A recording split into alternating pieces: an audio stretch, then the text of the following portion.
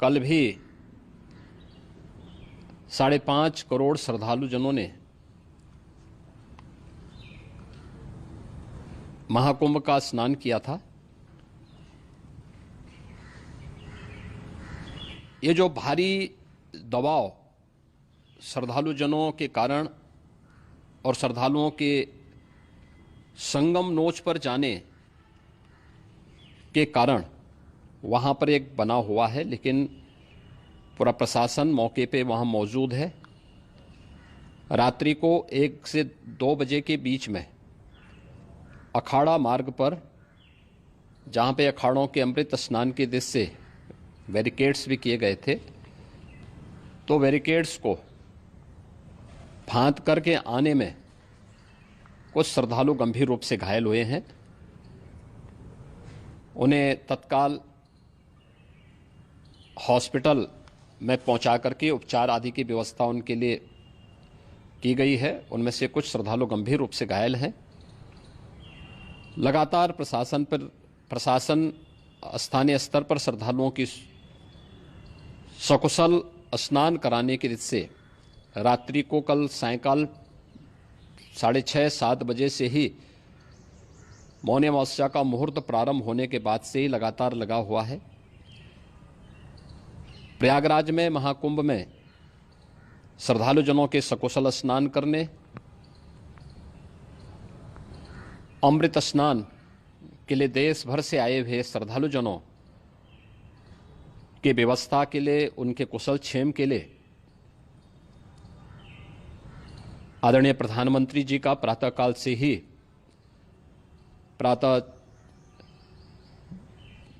ही उनके लगभग 4 बार प्रधानमंत्री जी ने हालचाल लिया है।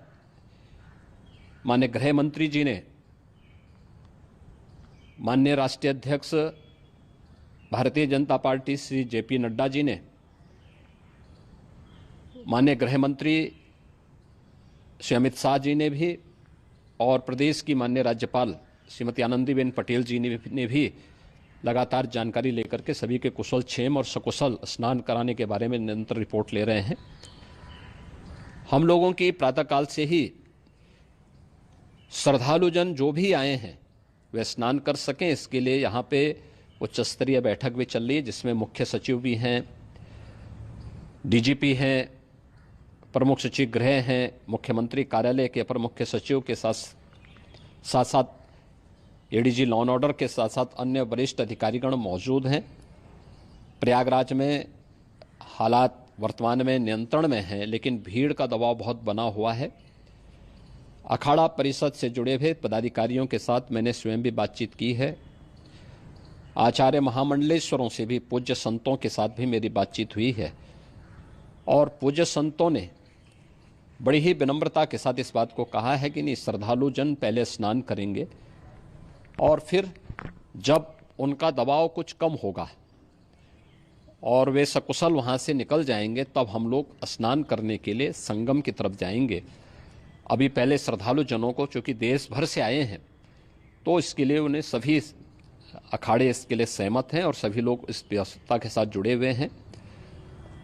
लगातार इस दिशा में हम लोगों का प्रयास है कि जो अब तक प्रातःकाल से ही आपने देखा होगा, कल मैंने बताया कि कल लगभग 5.5 करोड़ श्रद्धालु कल महाकुंभ का स्नान किए हैं, और आज प्रातःकाल तक लगभग 8:30 बजे तक 3 करोड़ से अधिक श्रद्धालु स्नान कर चुके हैं, और ये लगातार जारी है। लेकिन संगम नोच पर, अखाड़ा मार्ग पर, नागवासुकी मार्ग पर लगातार दबाव बना हुआ है, और वहाँ पर श्रद्धालुजनों की सुविधा के लिए भी हर प्रकार की वहाँ पर प्रशासन पूरी मुस्तैदी के साथ लगा हुआ है।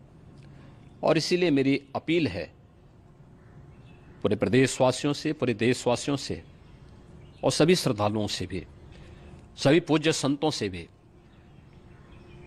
कि अफवाह पर कोई ध्यान न दें, संयम से काम लें। ये सब आयोजन सभी लोगों का है।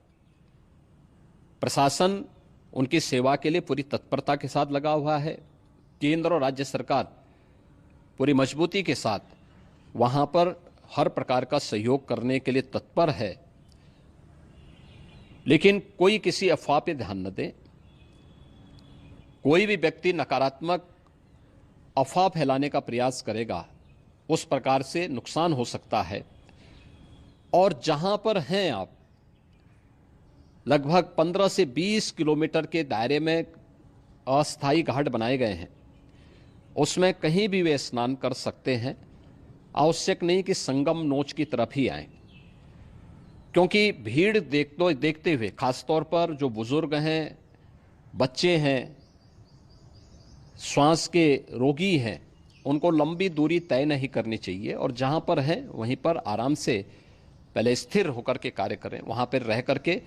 और जो नज़दीक के घाट हैं, उसी नज़दीक के घाट में स्नान करेंगे। सब गंगा जी के ही घाट हैं और गंगा जी के इस घाट में वही पुण्य प्राप्त होगा। ये मौनी अमावस्या है, मौनी अमावस्या में स्नान का महत्व है। संगम में स्नान का दबाव बहुत ज़्यादा है, इसलिए सभी लोग अगर वहाँ पे इसमें अपना सहयोग करेंगे तो सकुशल हम सभी श्रद्धालु जनों को वहाँ पर स्नान करने में सफल होंगे। और फिर इसके उपरांत अमृत स्नान के लिए पूज्य संतों से भी, अखाड़ों से भी हम लोग अनुरोध करेंगे। जो घायल हैं, गंभीर रूप से घायल हैं, उनके उपचार की तत्परता के साथ व्यवस्था भी की गई है। उन सबके सकुशल स्वस्थ होने की भी हम कामना करते हैं। लेकिन मेरी अपील होगी कि कोई भी नकारात्मकता न फैलाने दें और न किसी अफवाह पर विश्वास करें। स्थिति नियंत्रण में है। हाँ, दबाव जरूर है, क्योंकि मैंने आपको बताया कि प्रातःकाल से सुबह 8:30 बजे तक 3 करोड़ से अधिक श्रद्धालु स्नान कर चुके हैं। और पूरे मेला क्षेत्र में अगर हम देखेंगे, प्रयागराज में हम देखेंगे तो लगभग 9 से 10 करोड़ श्रद्धालु इस समय वहाँ पर मौजूद है, जिसमें से 3 करोड़ यह वापस जा रहा है। इसके लिए रेलवे ने भी मेला स्पेशल लगाई हुई है। प्रातःकाल से लगभग 40 मेला स्पेशल प्रयागराज स्टेशन से, जोशी स्टेशन से, अन्य स्टेशन से श्रद्धालुओं को लेकर के सकुशल स्नान कराने के बाद उनको लेकर के गंतव्य की ओर आगे बढ़ी है।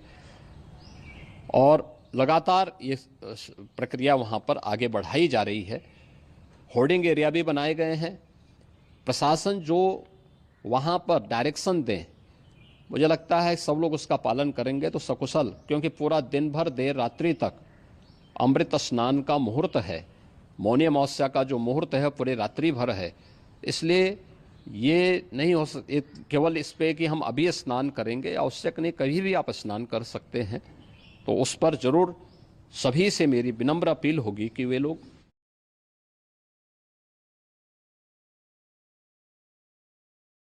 को आयोजित करने में प्रशासन को और शासन को मदद मिलेगी।